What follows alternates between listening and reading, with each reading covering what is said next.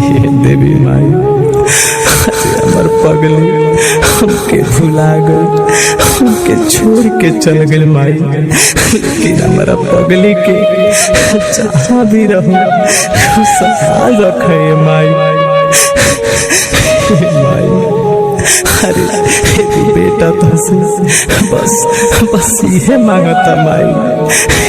दादा दीदी माई हमारा पगली के Music by Gaurav Roshan.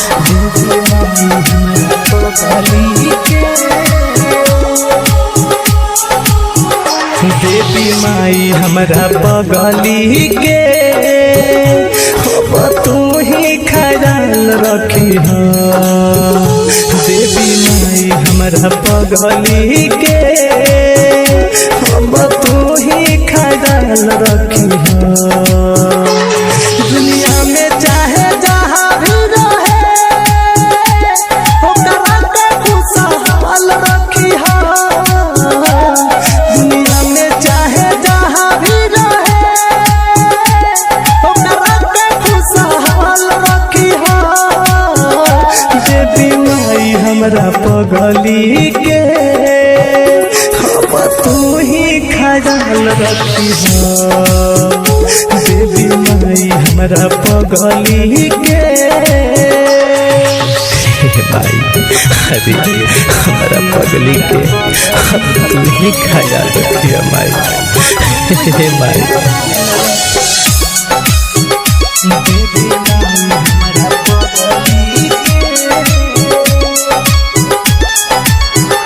जैसे बदरी के धूप वैसे पगली के रूप केहू समझे न माई हमारा दिलवा के दुख। दिलवा के दुख जैसे बदरी के धूप वैसे पगली के रूप केहू समझे न माई हमारा दिलवा के दुख। हमरा के भले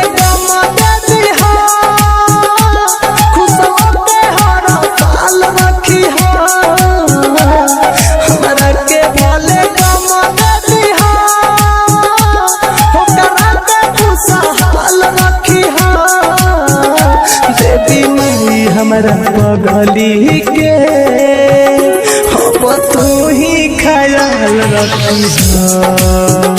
देवी माई हमारा पगली के माई अरे अपना बेटा खातिर बस इतने कर कि हमारा पगली के तू ही ख्याल रखी हो। माई दादा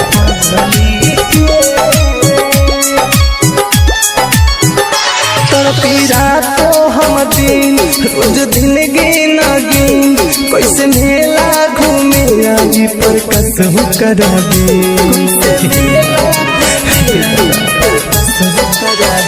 तड़पी रातो हम दिन रोज दिन गिन गिन कैसे मेला घूमे आई पर कसम करा दे।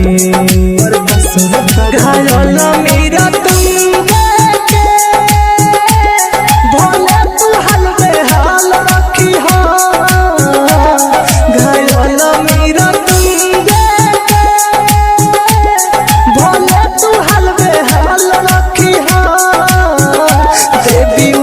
हमरा पगली के अब तू ही ख्याल रखी हो। देवी माई हमरा पगली के